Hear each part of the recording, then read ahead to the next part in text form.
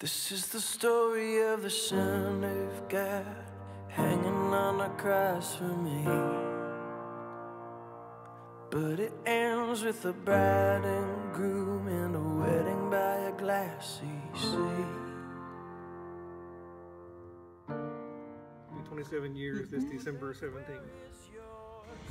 Let's see, March, April, May, June, 24 years and 5 months. 33 years in August.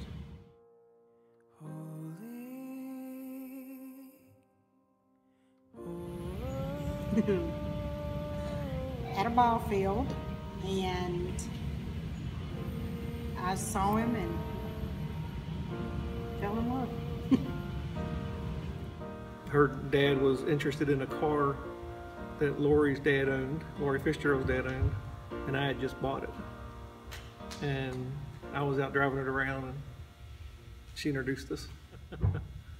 The car was a 57 Chevy, so I think her to this day for that car. And we still have the car. The very first time we're on kind of a double date thing Yeah. for a homecoming dance, and We were with guess- the wrong dates.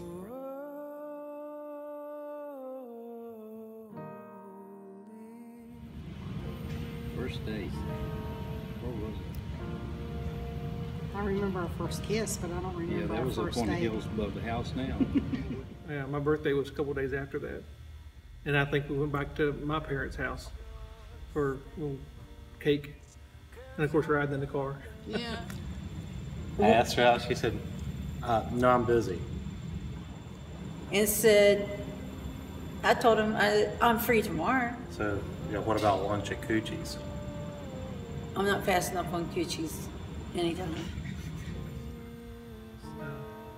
One of the things we tell the kids, and I don't know if that they understand, but I'm always helping her walk because of her MS. But even before she couldn't walk that well, we held hands all the time wherever we went. And it's just natural. Don't think twice about it. Story of a bride in white, waiting on a wedding day. Anticipation welling up inside. That's interesting too. I bought her engagement ring within 3 months of meeting her. So we dated and were engaged for totally about 18 months. Young. October, November, December, January, February, 5 months. 4 years.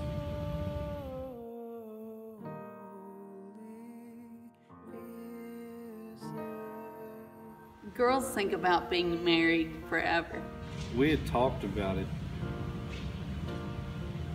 for a long time, for a couple of years or Yeah, so. probably a couple of years. So, and we had talked off and on about spending the rest of our life together. I mean, I think it was it went a lot faster than you would think. I mean, at that time, probably seemed like it was forever, but it was pretty quick.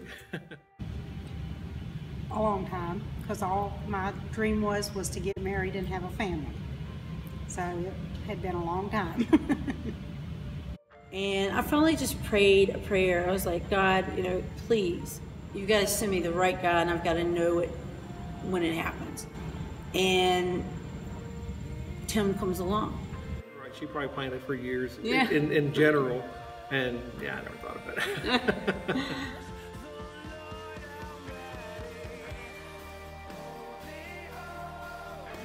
I was excited, scared to death. It's kind of like deer in the headlights. I don't know, I guess it's like weight off my shoulders. It was done. It was exciting. It was. Happiness. There were smiles. Elation. We were happy. We didn't care what people were doing. All smiles. I was so excited. couldn't stop. I mean, that was just meant to be. I mean, perfect.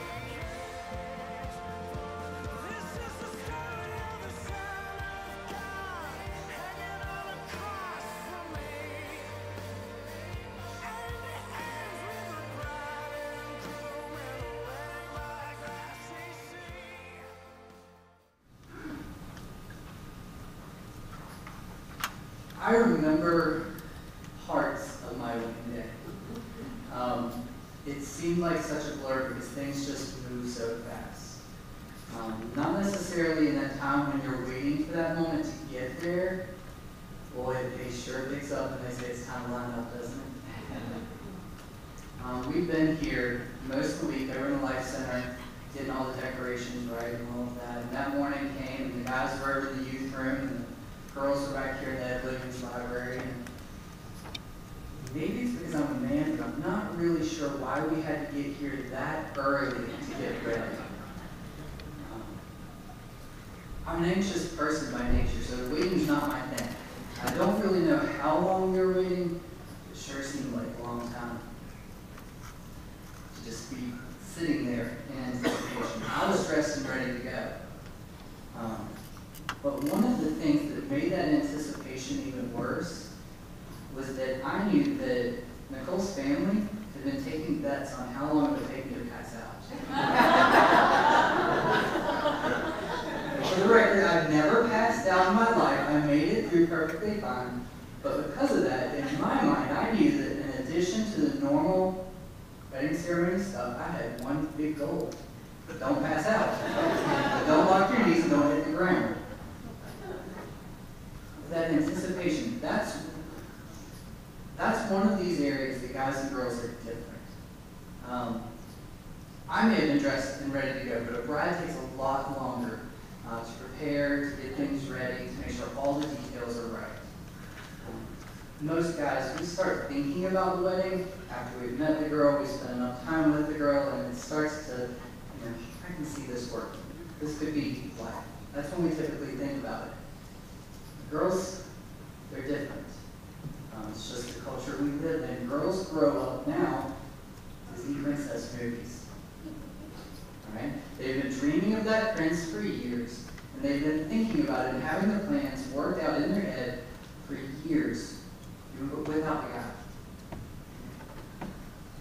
And so for the bride, that day is the fulfillment of years of planning and dreaming and waiting. For the bride, it may have been as short as a few weeks to get things ready, but in some cases it's many years to get all the details of the wedding day right. We spent about a year putting everything in place. But with it being such a fulfillment of childhood dreams, there's so many details, even on that day, that have to be done right, that take a lot of preparation. Before that day, perfect dress has to be picked out, right? And then that day, you have to have the perfect hair that matches the perfect dress, right? And then you have to get your makeup done in a way that complements both the hair and the dress and shows your face well, until you cry half of it off when the ceremony starts. Right? There's bobby pins and safety pins and sometimes duct tape holding everything where it needs to be for the next few hours. And all of those preparations, they're intense, and they're a sign and a show of the devotion of the bride and what she's willing to go through. And you may have never been married before, and that's okay. I'm getting around to something that's going to relate to you too. I promise it all does. But many of us throughout the room, like Noel was talking about in the communion meditation, stories come to mind. We have these memories of things. So many of you might be thinking about your wedding day right now. I love the stories. I love hearing these 3 stories. But for each of us, that day played out differently. There were different venues, different preachers, different decorations, different days and seasons that we wanted our wedding to be in, different elements we wanted in the service. For maybe some of you guys, maybe you did pass out. I don't know. For some of you, it may not have been that long ago. We're on 7.5 years at this point. For some of you, it may have been many, many years ago. For each of us, that day, it resulted in marriages taking completely different paths for each of us. They've had different outcomes.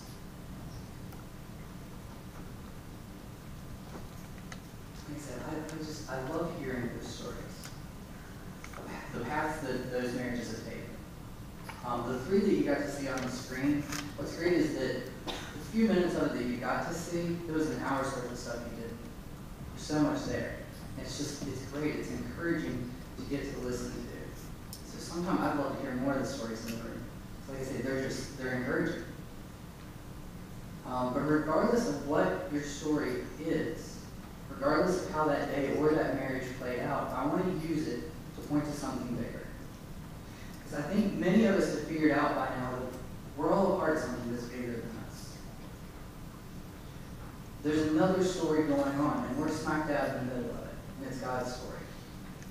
A couple of years ago, we as a church worked our way through that curriculum called The Story to talk about that very thing. So hang in there with me on this, because if there's anyone that's unfamiliar with God's story, just like the song, Tell Me the Old Story, I want to take a minute to do that. And catch everybody up on what's happened up to this point in our lives. For some of you, this will be nothing new. It will just be that loved old story. For some of you, this might be like when you're watching a TV show and they open with a little recap, the voiceover that says previously on. Lost in 24, there are good shows that did this every time. It's great, because if you missed last week or you were just really confused about what happened, you can get caught up real quick. So that's what I'm going to do this morning. First, previously on God's story. God created everything. That's where it starts. There was nothing. There was not even a single particle, and then God spoke, and everything seen and unseen came into being. Earth, the skies, the plants, the animals, and us as humans. And it was perfect. I heard a preacher recently ask, well, what did God do before that? What did God do before he created all of that? Not long and hard, but I've got nothing. The one thing that I do know is that at some point he created us, he stepped back and looked and said, it is good. It's good.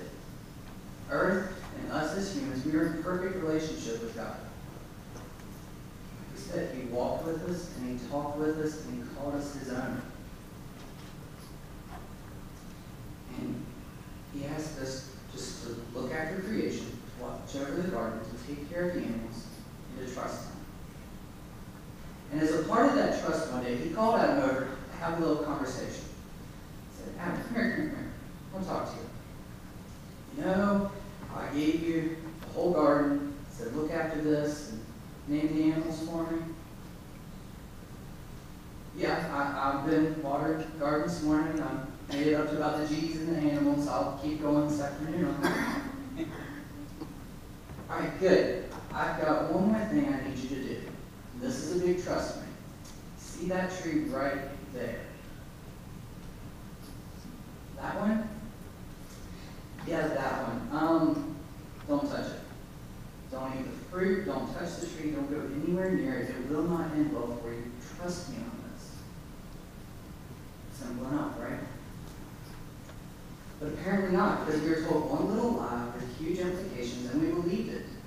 Satan slithered right on up, whispered this one little lie, and we fell for it.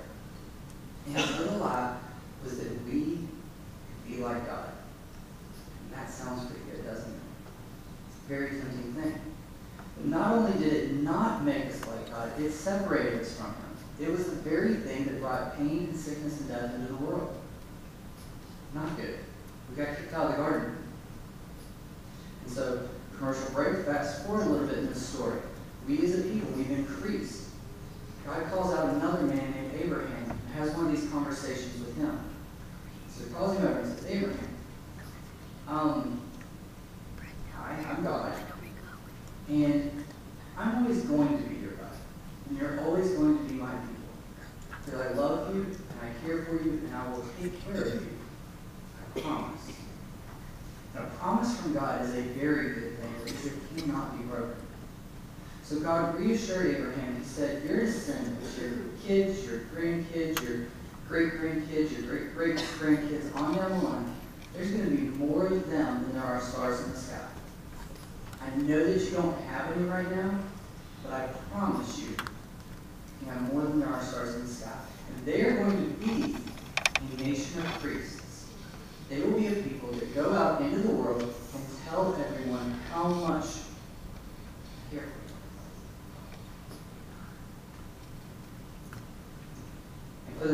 2,000 years, we struggled with that responsibility. We would forget about God, and He would remind us. We would forget about God, and He would remind us. We would forget Him yet again, and He would remind us yet again. And throughout all of that, the central conflict still remained. We had violated God's trust by being disobedient. So there had to be an action to fix it. And it had to be impactful enough that it would be bigger than the action that it caused it. This is where Jesus enters the story. Jesus is God, and He came down to teach us and care for us and save us. He came to save us by fixing that broken relationship and putting us back into good standing with God.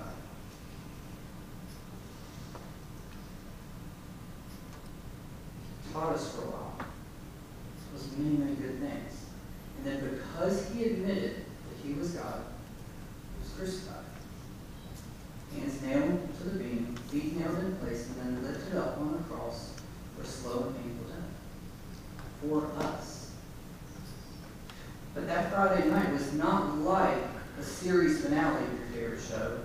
It was a to-be-continued episode that picked up on Sunday morning when He was resurrected back to life, and He took away the sting of pain and death and offered us a hope. A hope for a future in which we would be united to Him and His kingdom and have eternal life. That's the good news. That's the gospel, and that's the reason churches exist. It's for that right there. And then He went back to heaven. And He left us, His church, to be the fulfillment of that promise that He made to Abraham. We are the fulfillment of that moment. That nation of priests that was promised is the church. We are the ones that go out and tell the world about how much God loves them and about the actions of Jesus and how that proves that God loves us.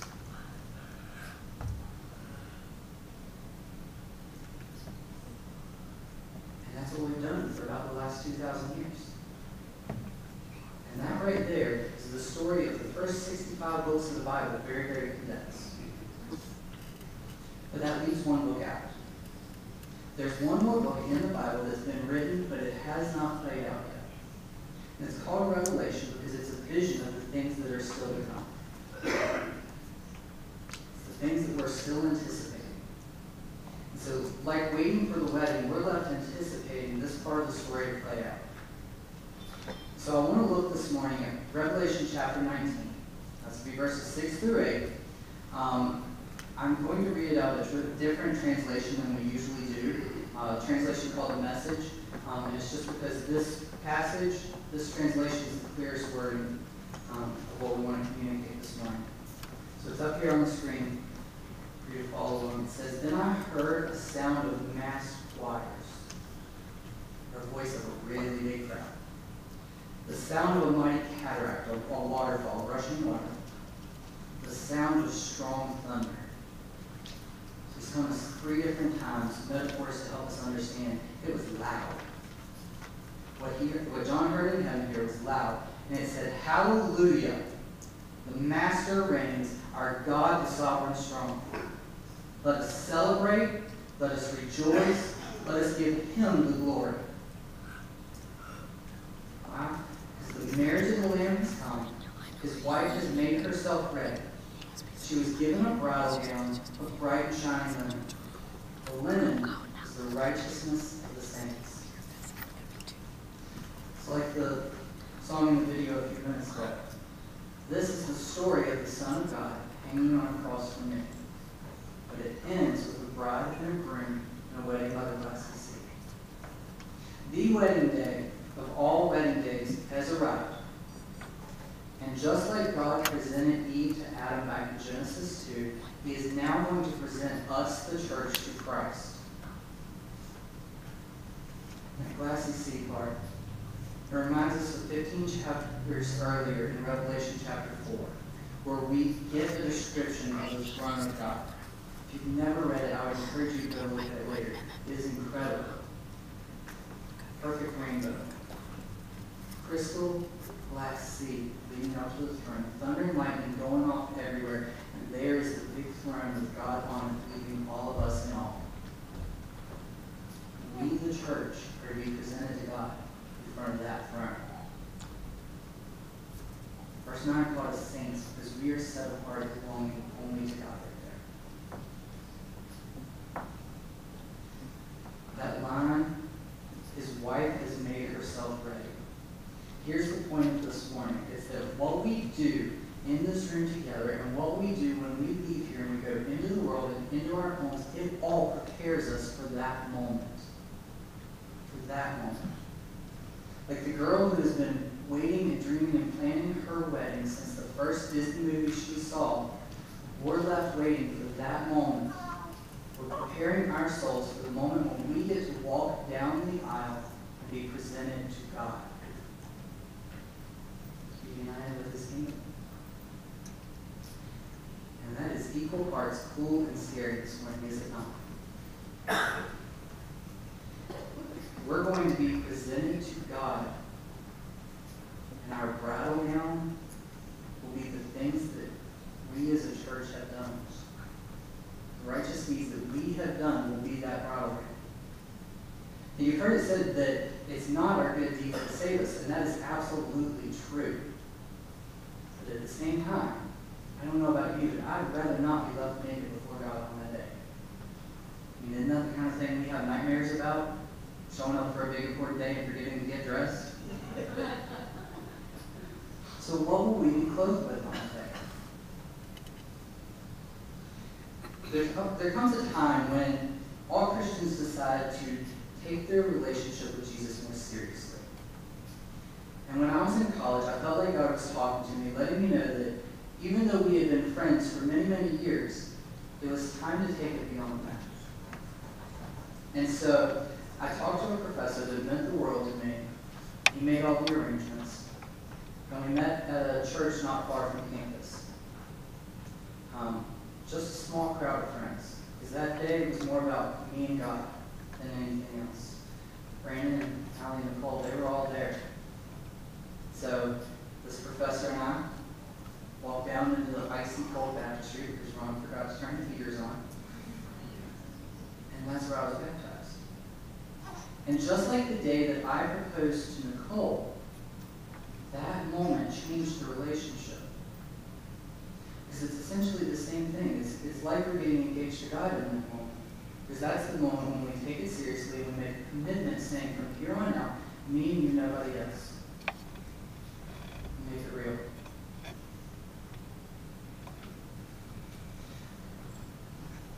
Anybody who has stepped foot in my office by now knows that I'm a reader.